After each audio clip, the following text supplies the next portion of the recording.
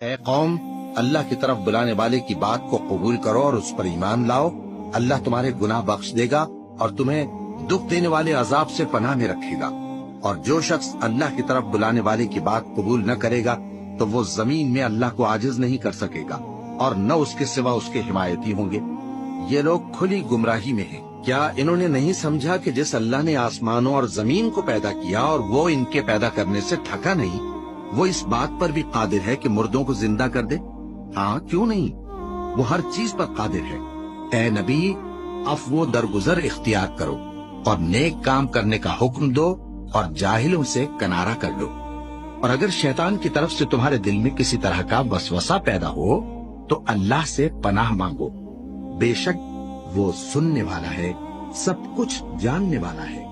جو لوگ پرہیزگار ہیں جب ان کو شیطان کی طرف سے کوئی وسوسہ پیدا ہوتا ہے تو چونک پڑتے ہیں